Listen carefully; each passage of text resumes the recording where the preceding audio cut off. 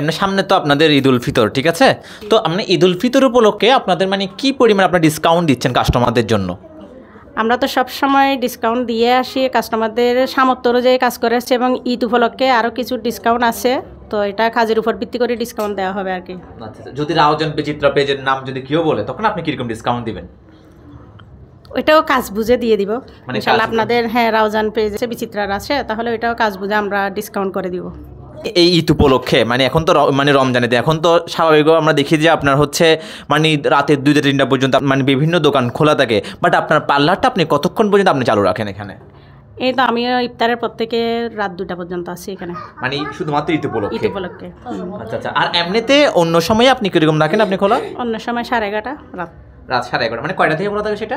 সকাল 10টা থেকে রাত 11:30। মানে সকাল 10টা থেকে রাত 11:30 পর্যন্ত আপনি মানে প্রতিনিয়ত আপনি সেবা দিয়ে যান সবসময়? অনেক সময় দেখা যাচ্ছে মানে আপনার অনেক কাস্টমার যেটা আপনার হচ্ছে মানে ওরা আপনার কাছে আসতে পারছে না, বাট আপনি কি ওদেরকে মানে কোনো হোম সার্ভিস দেন বা বাসায় গিয়ে আপনি কাজটা করে দেন? হ্যাঁ, এটা হচ্ছে কাস্টমারদের জন্য একটা সুবিধা। আমাদের জন্য সমস্যা হলো আমরা কাস্টমারদের চাহিদা অনুযায়ী ওদের সুবিধার্থে আমরা বাসায় গিয়েও কাজ করে আসি। আচ্ছা জি। আচ্ছা, যদি আপনার যদি কোনো নাম্বারটা যদি এখানে একটু বলে দিতেন। আমার নাম্বারটা হচ্ছে 01868 531273। এই নাম্বারে যোগাযোগ করতে পারেন, আমরা বাসায় যাব। আচ্ছা আপু, আপনার এখানে মানে কোন জায়গা থেকে আপনার এখানে মানে কাস্টমার এখানে আসে আপনার এখানে? আমার এখানে সব জায়গা থেকে আসে, নোয়াপাড়া, তারপর হচ্ছে যে হাটাজারি থেকে, ইসাপুর, তারপর ধর্মপুর, অনেক জায়গা থেকে, আজাদি বাজার আর কি, আজাদি বাজার, কাগতিয়া, কদলপুর, সব জায়গা থেকে আসে কাস্টমার। আর বেশিরভাগ ব্লাড ব্যাংকেরও, রাউজান ব্লাড ব্যাংকের অনেক সদস্য আসছিল, ওদেরকেও ধন্যবাদ। রাউজান ব্লাড ব্যাংকে ওরা যখন বলছিল এখান থেকে অনেক কাস্টমার আসছিল আমার কাছে, তো আমরাও যাই, সব জায়গায় যাই। নারীদের জন্য বেসিক্যালি আপনার হচ্ছে এই পেশাটা কেমন আপনার? আমার মধ্যে নারীদের জন্য এই পেশাটা হচ্ছে অনেক ভালো। ঘরোয়াভাবে বা ঘরের ভিতরে যে পর্দা সহকারে যে ঘরের ভিতরে এই ব্যবসাটা করা যায়, এটা নারীদের জন্য অনেক ভালো। অনেকেই মনে করে পার্লার অনেক খারাপ জিনিস, এটা হচ্ছে ভুল ধারণা সবার।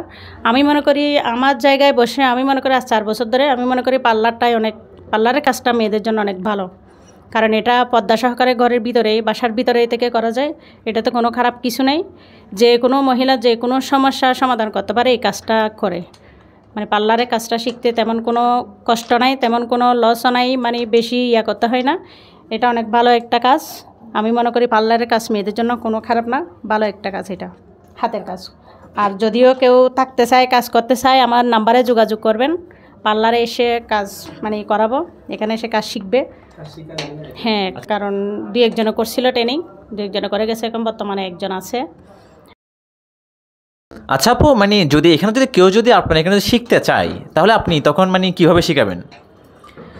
আমি ইনশাল্লাহ শিখাবো। যদি কোনো এরকম গরিব ঘরের মেয়েরা যদি শিখতে চায়, আমি কিছুটা সাথ দিয়ে ওদেরকে শিখাবো। পার্লারে কাজ শেখাতো তো আমি ওদেরকে সাহায্য করব কাজ শেখার জন্য। এটা আমার সাথে যোগাযোগ করতে পারে।